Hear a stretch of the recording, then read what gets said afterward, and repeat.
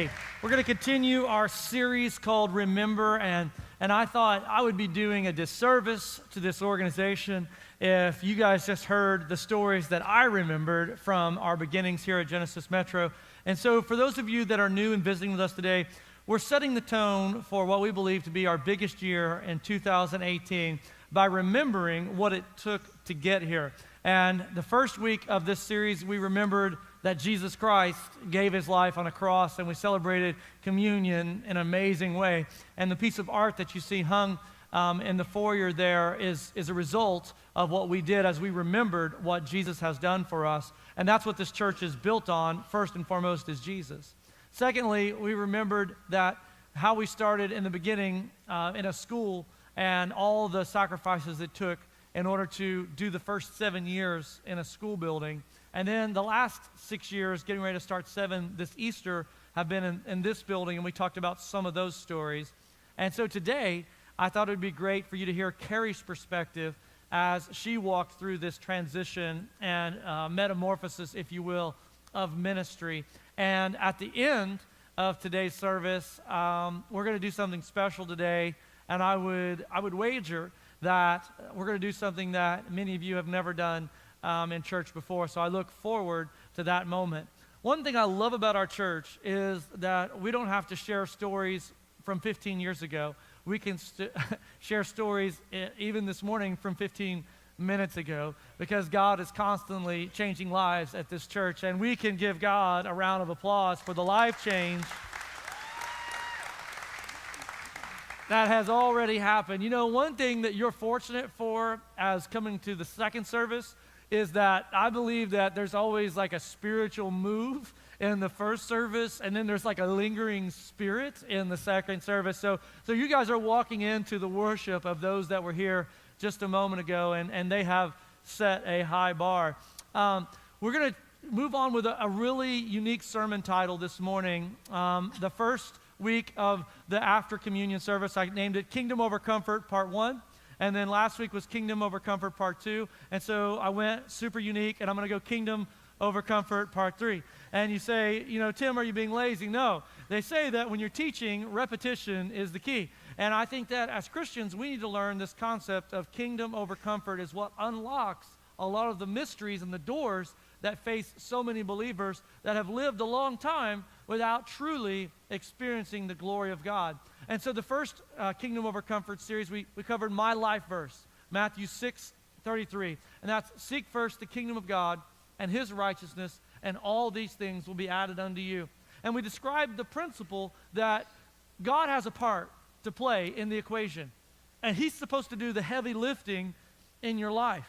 And if you would quit trying to do God's part, which is control, cajole, whatever it is that you're trying to manipulate and use your intellect to overcome your issues in life, knowing that your issues have defeated you many times, and the only hope that you have of true transformation is Jesus. And so when we put the kingdom first, God is bound by his promise that he'll take care of the other things.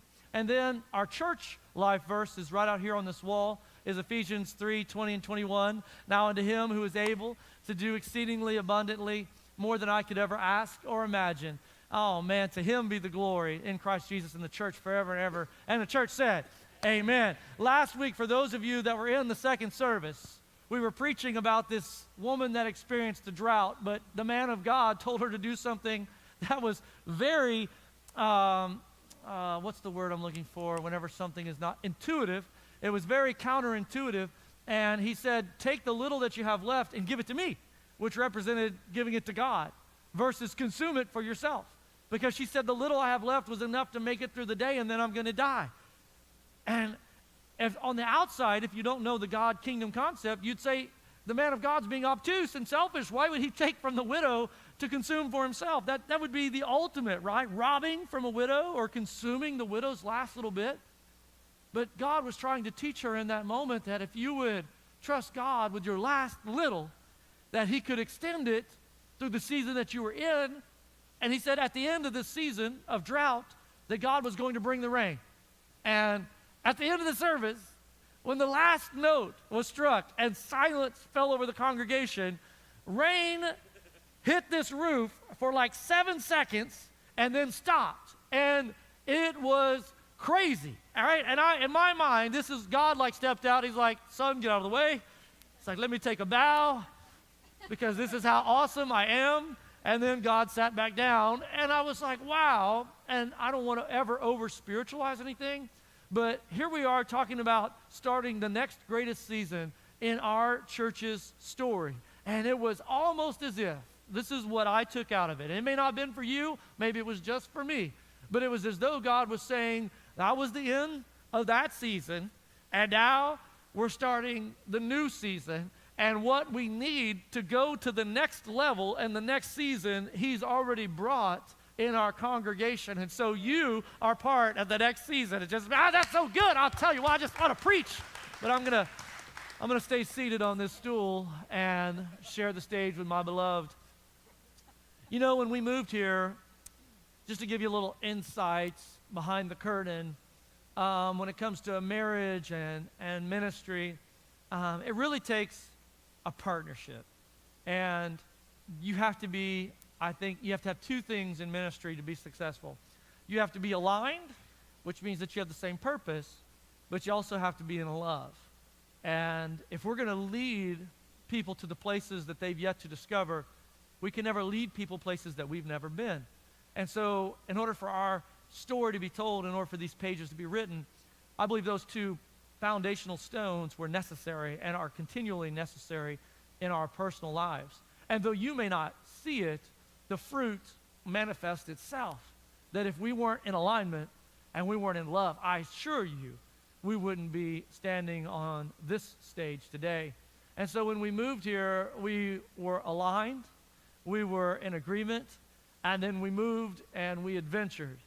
And we did all of that together.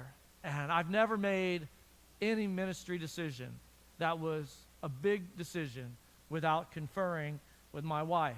Because God gives her insight that I don't have, and he gives me insight that she doesn't have. And I believe that when the two become one, that means that they're integral to the other one's success. And so today, I thought it'd be great for you to hear some of her perspective as we remember, and then some of the cool stuff that has been happening in the last couple of weeks that are, in my opinion, seeds that have been sown that are coming to fruition, and how you can participate in that process. So without further ado, let's hear from Pastor Carrie. You know, I know that as we talked about this whole series, and last week in our DGM, which by the way, we had more people in our membership class last week than we did have in our whole church for like the first 3 years. And so that's how many people are new that are coming to our church. Isn't God doing some incredible? I just get excited about that. Always has to be about that next generation of Genesis Metro. And so we were talking about when we moved here that it wasn't all candy canes and rainbows, all right? That there were a lot of fears that we faced. And as the lead pastor, like, we can get, there's a phrase that we use in ministry called drunk on vision. Like, you're so drunk on vision that, you know, you're just throwing everything at it, and it's no, you don't even see the possibility of failure. And that's more my personality type. But my wife is attached to the wagon, right?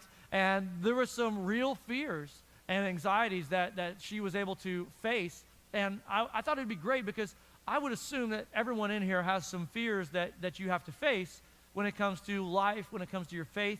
And I thought we could hear from Pastor Carrie about, like, what was some of the fears that you faced as you took on this grand endeavor? Sure. So there are a few. I would say the number one fear that we faced, that I was facing, was money. If you've ever worried if there was going to be enough money, raise your hand. Anybody? We got several in here, right? So that is definitely a concern. It's reality, because when we moved here, there was never a question of whether I was on board or we were aligned or any of that. I was like, let's do it. Let's go. Let's start this church. But then we got here and, like, reality set in. Yeah, it got real. You know, so we just assumed we would move to Dallas and get jobs in our degreed fields. Like, well, that's what people do. They graduate college, they move to a big city, they get a job. So we assumed we could just go ahead and pattern our lives after this until we got the church kicked off, and then we'd be independent from the secular world and we could really launch the church. When we got here, we quickly learned that was not going to be the path because the market was flooded, there were no jobs to be found, and we did what we had both been raised to do, was just find a job, just work. Right? Anybody ever been in that predicament where you really want to wait around for the right job? You want to wait around for the right salary and the package and all those things, but you realize, like, if you don't go to work, you're not going to be able to eat next week or feed your kids. So that's the boat that we were in. So Tim began waiting tables at California Pizza Kitchen at the mall, at Stonebriar Mall, and I was a Mother's Day Out director here in town and also worked in other classrooms at this particular location. And the location I was at, the way their structure was, I worked about 70 hours a week. It wasn't like 9 to 3, Mother's Day Out fun hours. No, it was like early in the morning till late in the afternoon. And so, because what we learned was the more we worked, the more money we made, which meant we could pay our mortgage and our electric and eat if we'd like to, right? All those things. So at that time, those were things that were driving us. A little bit of fear of this didn't really look like what we thought it was going to look like, for me especially. Then quickly after we moved here, 2 months in, I got pregnant with Titus unexpectedly. Anybody ever had an unexpected pregnancy? Anybody? You know, where you're like, well, how are we going to do that? Okay, all right, we got another pregnancy. Kids cost money. Does anybody else notice that? Kids cost money? Man. Our oldest has calculated that it cost the parent about $250,000 over the span of their life to raise a child. He's decided he's not having any. Like that's too much money. It's too much money, right? So we get pregnant with Titus, and at this point, the fears of like stress and stuff start setting in because we're living in an apartment. And I'm pregnant, we have a 2-year-old, we're working crazy hours, and eventually, over the course of the next few months, we got into a house, and I had to quit my job because my body was taking a toll on my pregnancy. I started having seizures and things, and so you see the stress start to manifest itself in lots of different ways. During this time also, if we're talking about money, we're talking about stress was a fear that my sister's family moved in with us. Okay? All right, we had a newborn, a 2-year-old, that was us. They had a 3-year-old and a 4-year-old, right? We got all kinds of kids running around, crazy town, those years when you're trying to, like, teach them all the things, don't touch, don't talk back, don't take your brother's thing, all the things, right? That's happening constantly. And he was our first worship pastor, my brother-in-law, my sister's husband. So they brought their nothing and put it with our nothing, and we thought we would just plant a church together. He was our worship pastor before we had worship services. We didn't have a service. He just was the worship guy, right? Because that's the first thing you should do. While we're working all these jobs, we're also tithing to a church that doesn't exist, mind you. A dream that we might it just goes into this account that's set over there. Have a church someday. And so I got really sick after that. Titus's first year, feeding him, I got really sick with infection, and I kept going back to my doctor, and I finally, when I was running like 104 fever with the same infection over and over, she said, do you have any stress in your life? It's like, no, I'm not stressed. I'm fine.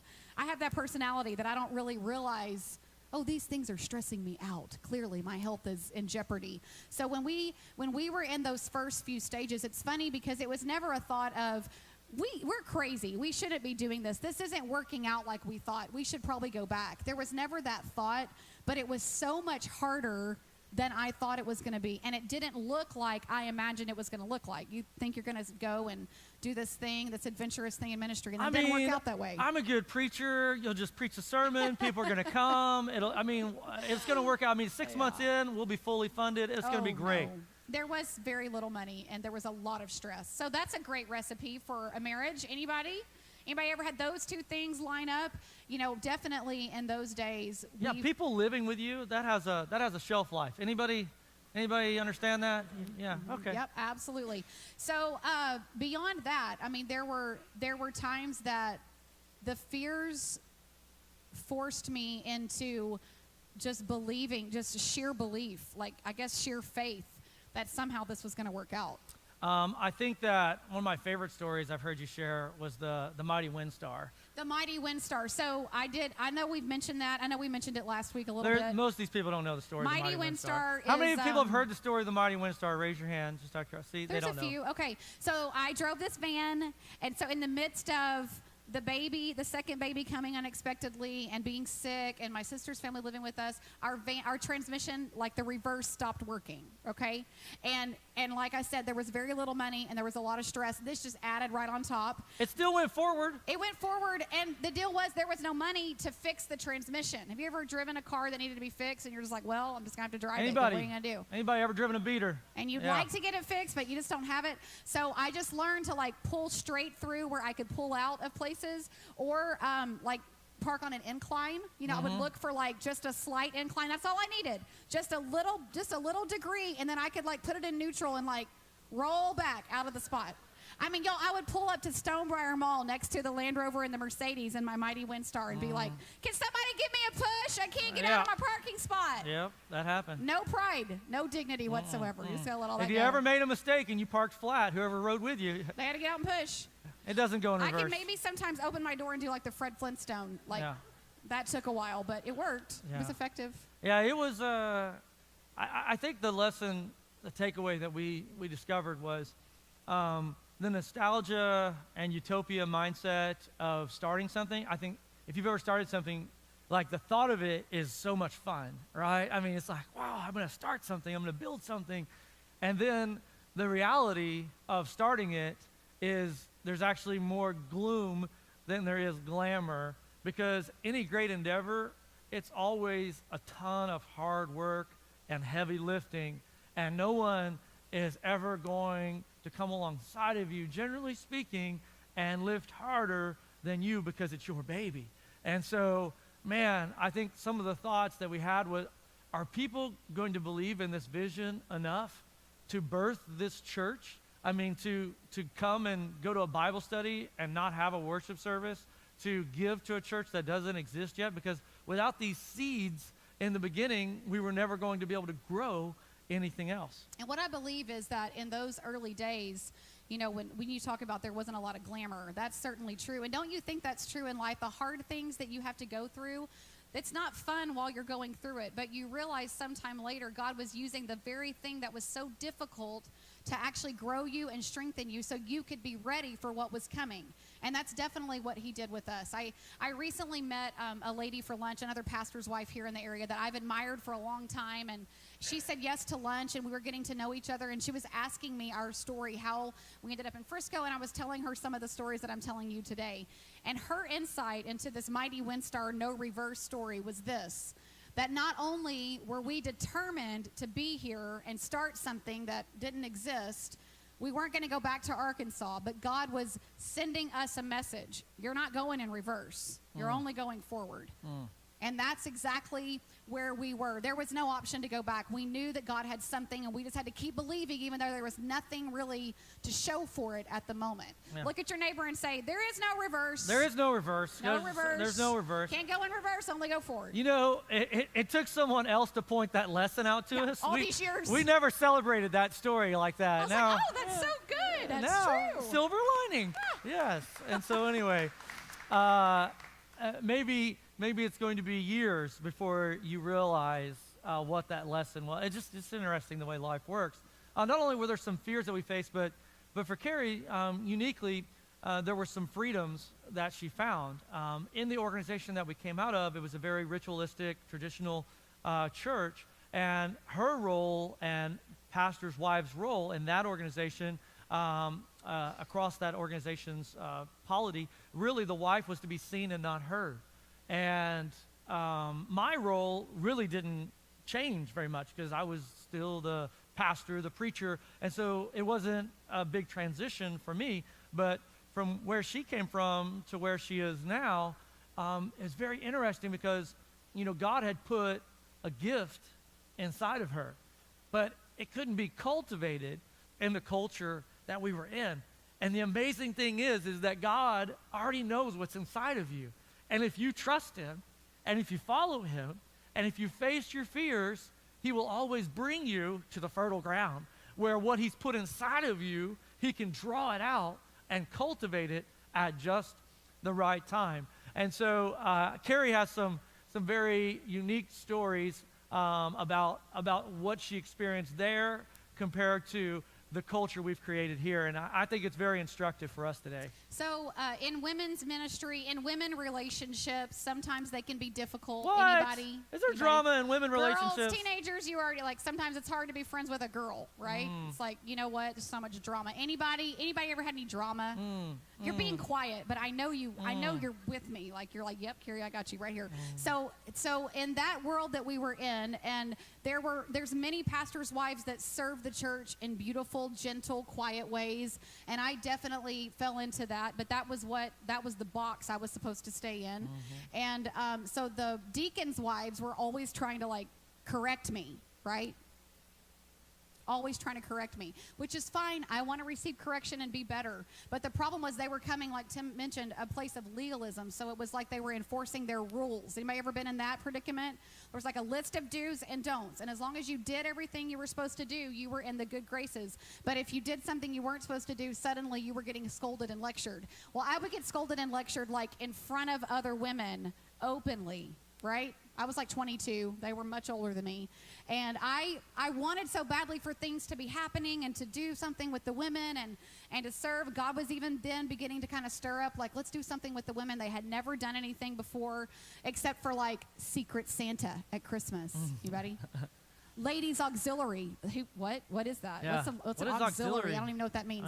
But this is what they had. So I said, let's have a Bible study at my house. I'll host. We'll get together. We'll do the Bible study. So that became a forum for them to, like, scold me and teach me all the things that I was doing wrong. Now, here's an example of their lists of things. It was like, I was not wearing nylons, like pantyhose. Anybody? You even know what that is? Anybody? Who doesn't know what that is? Raise your hand. Nylons? They're like, what? It was like my legs had to be covered. Now, I will tell you, my dresses came below the knee because, you know, I'm not a hoochie. Hoochie Just mama. saying. Below the knee. So we're talking about, like, they Half were calf. like, you're full Delilah with your half calf showing here, Carrie. Your sister Carrie, they wanted me to cover that up. So these were their grievances, right? But they would use this as a way, they would use this setting to, like, just rake me over the coals. And I was just like an insecure mess. Anybody ever left you feeling like that? Or try to hold it together and be like, thank you, I'll consider that. Thank you so much. Thank you. Just as kind as I could be, but just decimated on the inside. Well, let's pull back the backdrop on that. And if you've ever been to a church like that, I'm going to apologize on behalf of the kingdom for those churches. What if you looked at the church on the broad spectrum and you were more concerned about the outside than you were about the inside? Because all of these grievances that I got called in for wearing my hat backwards to a Little League baseball game in town because that wasn't becoming of the senior pastor of that church, right? And I'm like, really? Like, how I wear my hat is determining whether or not I'm godly? And so it caused me to consider, what if churches got focused on the way people look on the outside, but they didn't care about the way their hearts were on the inside? And so I had to pull back and do an autopsy and ask myself, what is it about churches? Because I believe that every church is going to err toward legalism, which is you care more about the rules than you do about the heart, or liberalism, where you care more about relationships than you do about the rules. And both sides, both ends of the spectrum have their dangers. But I said, well, which one is Genesis Metro going to err toward? Because I believe that you're not going to ever strike the perfect balance, right? And so where did I go for my influence? Who's going to teach me which way to go? And so I thought, you know, of all the people that I've ever known and all the people that I've ever studied, I should probably end up with Jesus. Can I get an amen? Like if we're going to decide, like which way to go with the church, we should probably go with Jesus as the gold standard. And so I looked at how Jesus interacted with the religious leaders of his day. And I came to a conclusion that is undeniable. Jesus was a liberal. I mean, he was challenging every rule that the Pharisees had set up. Now you're saying, Tim, does that apply to politics? No, that's not what I'm saying at all. I'm not saying Jesus was a liberal when it's politics. I'm saying he was a liberal when it came to his application to the Bible with the church. For instance, he said to the Pharisees, you care about how people look on the outside when God cares about the heart. He said, you are actually using your religious influence to try to beat people into submission when Jesus cared about the spirit of the law rather than the letter of the law. Therefore, the people that they were condemning, he said, I want to hang out with those people because I see something inside of them because I care about their heart, not about their status. Man, wouldn't it be terrible if church was about status? If church was about the kind of clothes you had on, the kind of car you drove, and how many zeros you had in your bank account? Man, that to me is sick. That to me is an abomination of what the church is supposed to be.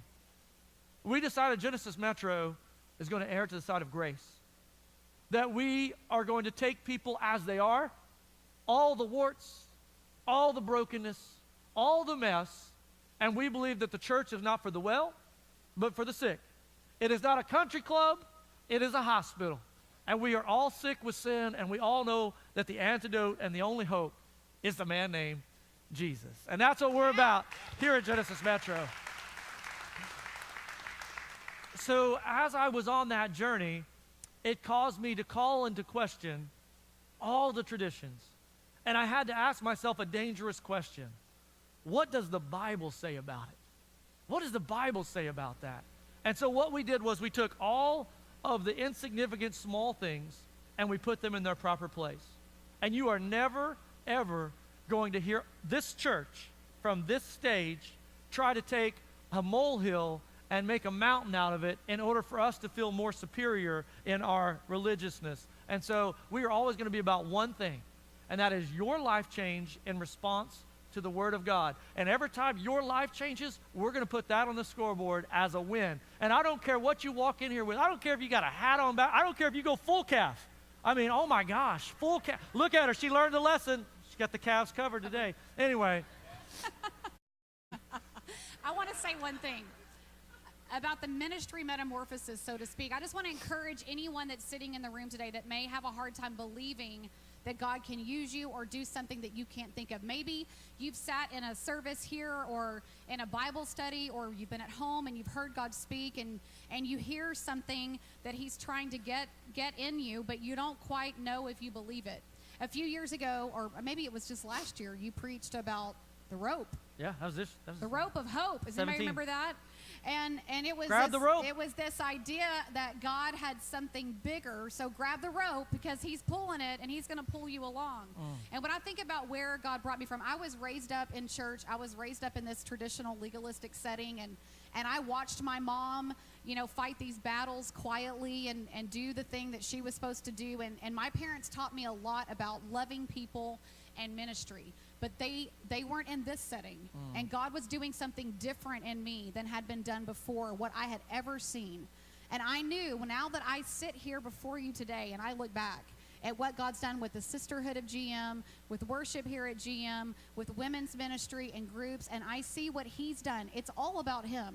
But if I hadn't have held on to that rope and let him pull the potential out of me that he first saw, things would look a little different around here. Yeah. So I'm grateful that he used me, for sure. I think Romans 5, we can give God a round of applause for that. Romans 5 gives us that pattern, right? He says that suffering leads to endurance, endurance character, and character hope. And if we wouldn't have gone through the fears, if we wouldn't have gone through the struggle, then we would have never got the strength. See, some people might be tempted to hear this story, and my ministry goes back to 1993. And Carrie and I have been married 20 years, getting ready to be 21 in March. And you might be tempted to say, well, what if you had started Genesis Metro at the very beginning?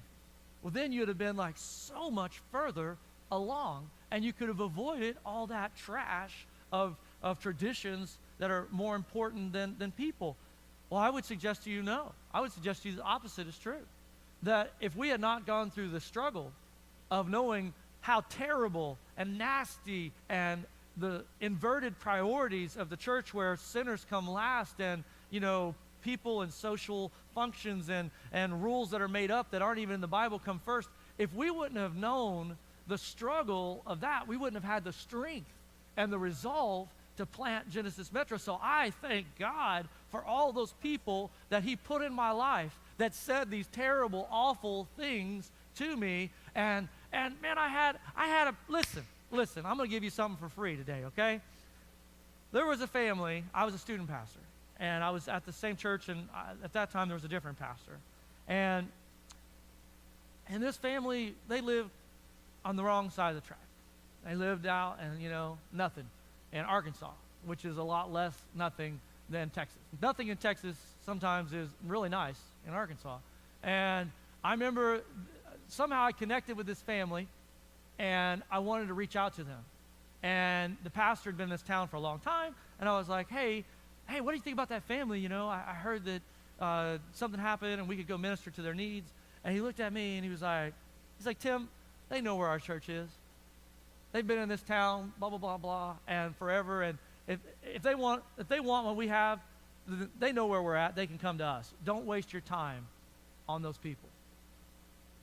Now, my little heart, I didn't say anything because I knew my place. I'm a student pastor. He's a senior pastor. But in my heart, I went home and I was like, does this sound right? I told my wife, I was like, this just does not sound right.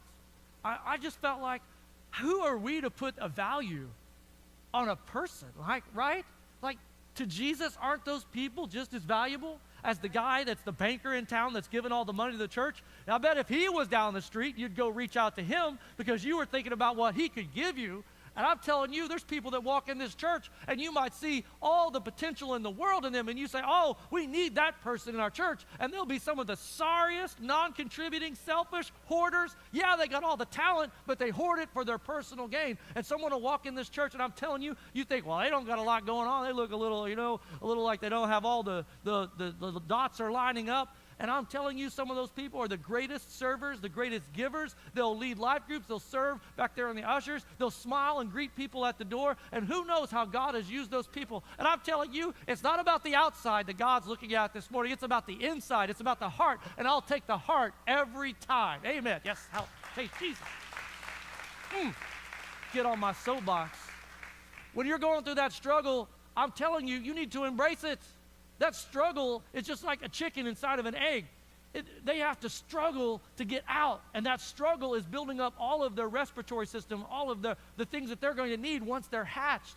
And we try to prevent these bubbles for we snowflake generation, and we're trying to say that we try to prevent our kids from knowing what struggle is. Like if someone calls them ugly on the playground, we need to sequester and put that person in a prison. And I'm not saying that it's right, but I'm saying your children need to experience a little heartache and a little struggle, because someday they're going to be out there on their own, and the real world isn't going to care about their feelings. So let them struggle. You need to embrace your struggle, and you need to thank God for the struggle, because that struggle is leading to endurance.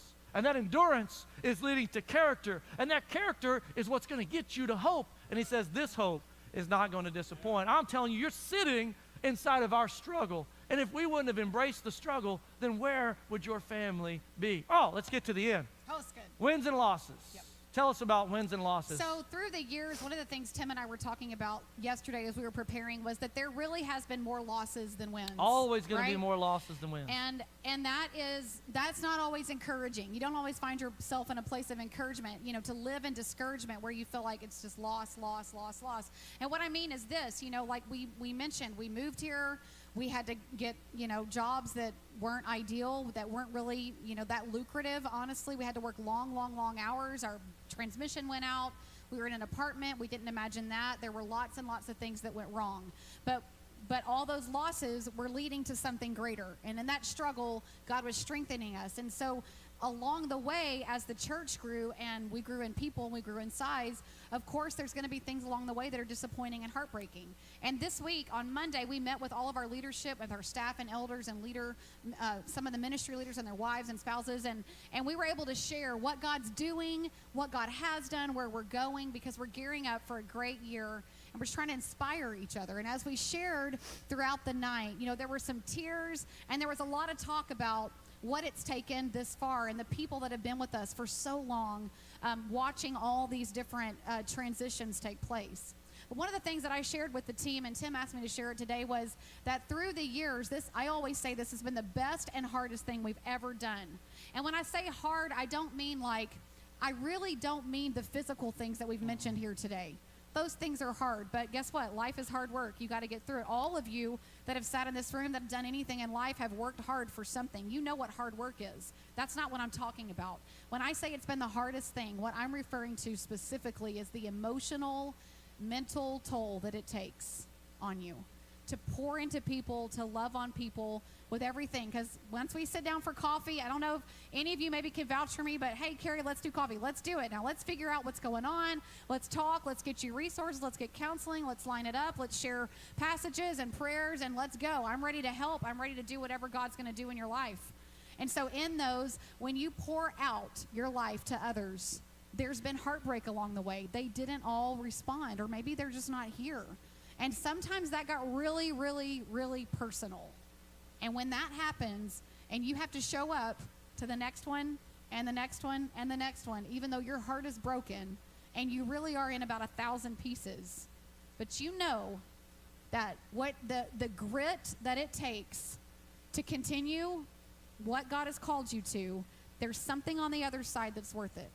So all of these things that add up, all these losses seem unbearable in the moment. If you've ever walked that in life, where the losses you're walking through seem absolutely unbearable, God's message is always that it's worth it on the other side. Yeah, all the losses are bearable because the wins are worth it. And I think that we naturally want to avoid pain. So anything that hurts us, we start to retract from. It's almost like an electrical fence around a ranch. The animal touches it once and learns not to touch it again. Eventually, you could take the electricity out of the fence and the animal would still never touch it because their past experience tells them it's going to hurt. What if we as Christians have experienced hurt along the way and we said, it's not worth it to continue pouring into the next person because the pain that I poured into the previous person? What if we punished the future person for the past painful experiences? Can you imagine what would happen, how you would begin to retract, and then all the goodness that God has put in you, you would be consuming for yourself? Imagine in marriage, if a person starts to quit pouring because of it didn't work out that time, and so now they're not going to communicate. Now they're not going to extend themselves. Now they're not going to embrace. Eventually, that spiral leads inward, and the inevitability is death. Death of hope. What we believe at Genesis Metro, and what Carrie and I have embraced, is you have to say that the future win is worth the past losses, and that Jesus himself had more losses than he did wins. More people rejected Jesus than ever accepted him.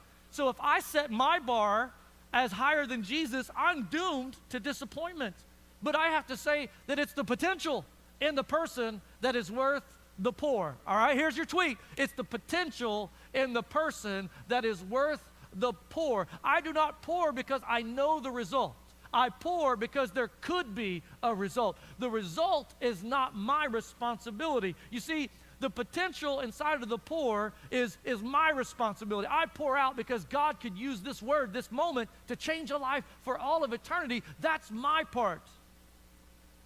The choice has always been the challenge for the individual, because you are ultimately responsible for you, and you alone are responsible for how you respond. And so for me, I have to say that it doesn't matter how many times I lose. It doesn't matter how many times she's poured to be betrayed, that the next win is worth all those losses. And you can never quit pouring, because there's someone else every Sunday that's going to walk through those doors that needs the message that we're presenting here today. I hope that if you've been hurt in any way, shape, or form in some past experience, you would hear this message and know that there's some people that God is going to put in your life that are worth pouring into, and that you have to live with the losses because the wins are worth it. We had a story that happened just last week, 2 weeks ago, and I told Carrie, because she was an integral part of it, I wanted her to share a real life story about kingdom over comfort.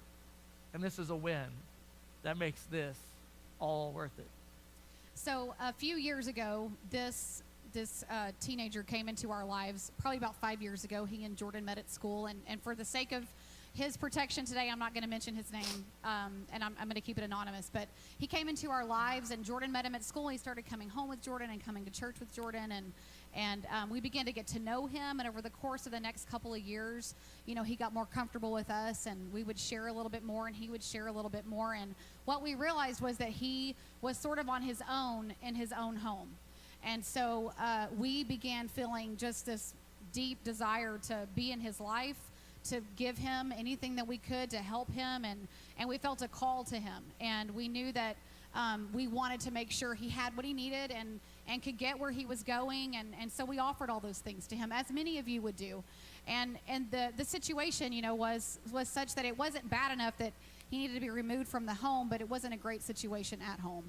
So through years and years of walking life with him and getting to know him, and we've seen him grow. We've seen God work in him. We've seen God use him in a way to reach his friends, and it's just been great to watch. So recently, he's 17 now, and it's time for a car and to drive. And like I mentioned, he's kind of on his own. That has not changed in his home, meaning he has to provide everything for himself. So, clothes and shoes and food and a bed and things like that. He has to figure out how he's going to get those things. So as soon as he could start working, he started working 2 or 3 jobs, and the way he got to those jobs was to call an Uber, because his parents weren't around to help him get to a job. I want you to hear this, parents. You can't even get your kid out of bed. This kid's paying to go to work. Are you hearing what I'm saying? That's grit. He's using a lot of his resources. You dropped something. Oh boy. Well, why did you have your phone up here in the first place? Sometimes I got to call those guys back there. Oh, okay. So when we started hearing that he was Ubering to work, obviously the burden to help him became greater, and we started talking to him about a car, and he started talking to us about it. And so there's another family in the church that's really close to him, and Wyatt and Lauren Nagel, and we sort of partnered with them behind the scenes, unbeknownst to him, like, how can we figure this out for him? How can we help him out? What can we do with the resources we have to help provide him something? And Wyatt had been searching for a car, and Tim had been looking, and so we decided to join forces a couple of weeks ago, because he was, he's getting to the point where over the last few months he would save up all his money from working these jobs, 2-3 jobs, and then he would go to get the money to try to make a down payment, and it would be gone. It'd be taken out of his account. And that happened more than once. And so we decided we needed to protect his money. And so we arranged for him to have a bank account opened apart from his parents, so that his money could be protected and it could be saved, and he could work toward his goals. And so he began saving his money. So he comes and he says, I think I have enough that I can make a down payment. Of course, we're trying for him not to finance a car, because we don't want him to get into debt immediately. But Wyatt decides he finds a car, and maybe if we can supplement just a little, he'll have enough to buy this car outright, and it'll be his car. So we had $1,800. Could we just is it possible we could come together and raise $1,000 for this kid and help him buy this car? We're like, surely we can do that. We're going to ask God to do something here. We're going to ask God to do it. So we decided it was best to reach out to their life group and our life group, and just keep it with our life groups, and ask if anyone would be willing to bless this kid and donate to help get him a car. In the first 10 minutes that message went out, we had $1,000 pledged. In 10 minutes. Let's hear it up for God for that one. 10 minutes. That's all it took. And in those 10 minutes, this is a story of that first $1,000 came from one person. And this guy tells me a story. He texts me and he calls and he says, listen, I've been saving money. God has told me to save money, because we're going to bless. He wants to bless someone with it. But he didn't know who. I don't know who it is. I don't know when. I just know that God told me a few weeks ago to start saving money, put it aside, because he was going to use it to bless someone. And this is what God is telling me to do. Give this to this kid. $1,000. $1,000. Now listen.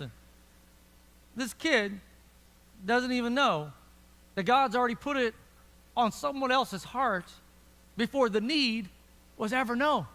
God was preparing what he needed before he ever made it known to anyone. Are you telling me that God can use people that you don't even know in your life, that he's preparing a blessing, that if you would just trust God, that he's already getting it ready for somebody else who he's already put it on their heart to give toward a need they don't even know about? Are you kidding me? That's just good God stuff. Good God stuff. So this is where the story just starts, right? That's not even the best part. So as this goes on, obviously, it's 10 minutes in, and we've got the goal that we were aiming for. So we continue collecting money. We continue putting the need out there. And by the end of like a week and 2 days, we had $4,000 collected between the two life groups, about 15 to 20 families, right? And so now we're thinking, well, now maybe we can buy him the car outright, and he could keep his money to live on, to use for everyday life. And so that was then the goal. So we find the car, and we, Wyatt works all of the details. He did really the heavy lifting on it, and we get the car, and we decide on a time that we're going to reveal that we've gotten this kid a car. And so we get our life groups together last Saturday. We take pictures and video, which we'll show you at a later date, and we give this kid this car. We surprise him on a Saturday afternoon. And he walks out, and of course, is dumbfounded and speechless, right? Maybe that's worse to surprise someone like, he was just completely speechless. And he was so grateful and so thankful. And we sat and we stood and we took pictures and cried and hugged. And he voluntarily started going around and shaking every person's hand and saying thank you, eye to eye, like a man does. So beautiful to watch him. So everyone went home, and we went inside to talk to him about kind of wisdom and strategy on insurance and what was coming up, and saving for new tires and things like that come up with owning a car. And we began to talk to him about all those things and really share our hearts. We shared some of the stories with him about how the money came in, and God was just working, really, this exchange of information that you could start saying what God is doing on your behalf. And then he began to tell his side of the story. And his version went like this, that he was desperate for a car. He was working. He needed every dollar that he made. That was a quote from him. I need every dollar I make. And last week, this is what he said, at communion, that Sunday, God started to tell me that I needed to give to him, that I needed to tithe. So my paycheck that week, God wanted me to tithe off that paycheck. And it was going to be $3. And though I didn't want to, and I needed that $3, he told me to put it in, so I did. I put it in. And when I went to bed that night, I asked God, just do what you do with $3, because I need help. I can't seem to get ahead. And unbeknownst to him, of course, God is already working. And the very next day, the car that we purchased was found, and it was bought on his behalf. And God was already working and blessing this kid. So when you think, what can I give that God can do? You think about the $3 guy that trusted God, a 17-year-old kid that is kind of on his own. And he's just got God, and he's holding on to that rope. But he's going to put his $3 in because God spoke clearly, and he's walking in obedience. Now, that's good stuff right there. Let's give it up for God.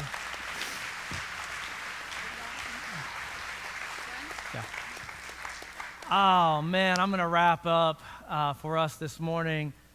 And I don't know about you, but that story inspires me. That's what church is all about. It's about taking the blessing and moving it, right, in the kingdom to where the needs are. We've been talking about kingdom over comfort for the last 3 weeks.